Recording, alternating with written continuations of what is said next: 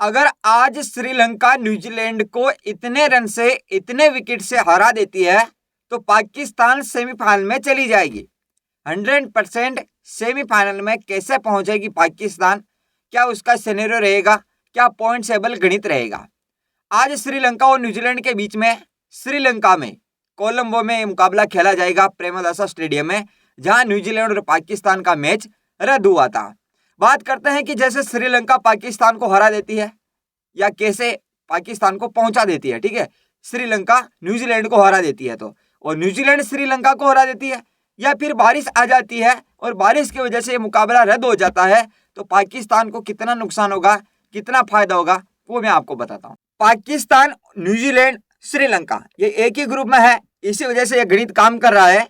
तो यहाँ इंग्लैंड तो क्वालिफाई कर चुकी है, इसने 2 मैच खेले, दोनों जीत लिया है।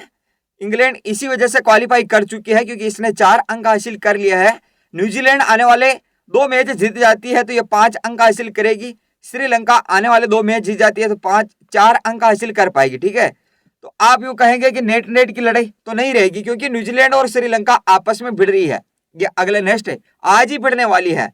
तो इसमें अगर बात करें न्यूजीलैंड और श्रीलंका के बीच में, ये मुकाबला रद्द हो गया। श्रीलंका के कोलंबो में बारिश आ जाती है और बारिश की वजह से ये मुकाबला रद्द हो जाता है, तो यहां से पाकिस्तान बाहर हो जाएगी। फिर आगे का कोई गणित काम नहीं करेगा, पाकिस्तान का सारा खेल खत्म हो जाएगा। कैसे होगा, देखो बारिश आ गई, न्यूजीलैंड और श्रीलंका के मैच में दोनों टीमों को 1-1 अंक दिया जाएगा, तो यह न्यूजीलैंड के 2 अंक हो जाएंगे, श्रीलंका के 1 अंक हो जाएगा। गणित को समझिएगा। फिर एक मुकाबला बचेगा न्यूजीलैंड का, जो वो अगर जीत जाती है तो ये इसके 4 अंक हो जाएंगे। श्रीलंका उसकी बात नहीं करें, हम न्यूजीलैंड की बात कर रहे हैं। ठीक है, और फिर पाकिस्तान आने वाला मुकाबला जीतकर ये तो ज्यादा से ज्यादा 3 अंक हासिल कर पाएगी, तो न्यूजीलैंड के 4 अंक रहेंगे, पाकिस्तान के 3 अंक रहेंगे, तो या न्यूजीलैंड क्वालिफाई कर जाएगी, पाकिस्तान बाहर हो जाएगी।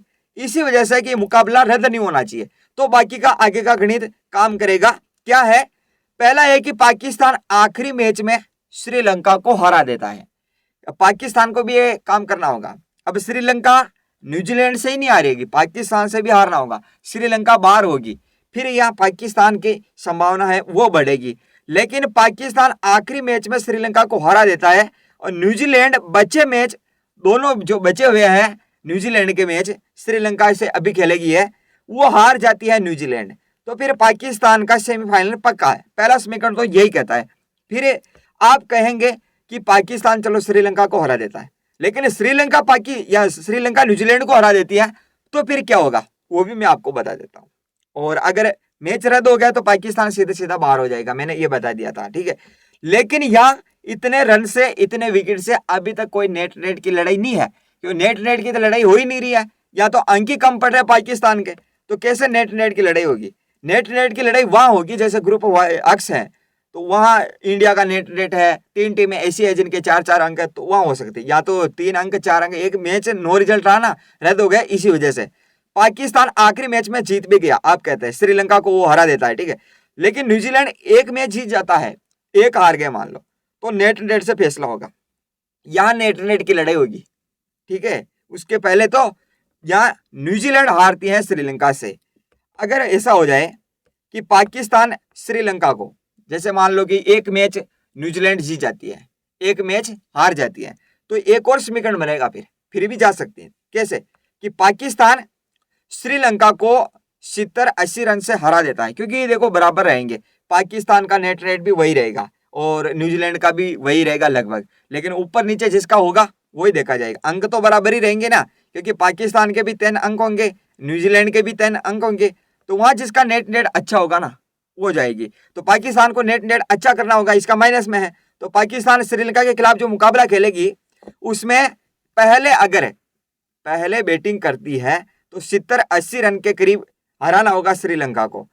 और अगर बात की जाए पहले गेंदबाजी करती है, टारगेट चेज करने के लिए आती है, तो T20 है तो एवरेज 150-60 मान सकते हैं। ठीक है, 150-160, तो यहाँ 12-13 ओवर में पाकिस्तान को टारगेट चेज करना होगा, ताकि इसका जो नेट है वो प्लस में हो जाएगा, और प्लस में हो जाएगा तो फिर यहाँ नेट के हिसाब से पाकिस्तान क्वालिफाई कर जाएगी। लेकिन जो एक मुकाबला खेला जाएगा अभी, ये न्यूजीलैंड और श्रीलंका के बीच में, यही मुकाबला तय कर देगा कि पाकिस्तान बाहर होगा या नहीं होगा, क्योंकि न्यूजीलैंड जीत गया तो यह पाकिस्तान के लिए खतरा हो जाएगा।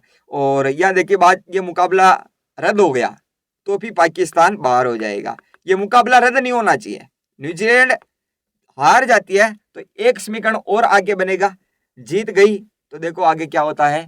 फिर भी आपको क्या लगता है, आज न्यूजीलैंड जीतेगी या श्रीलंका? कमेंट करके बताना।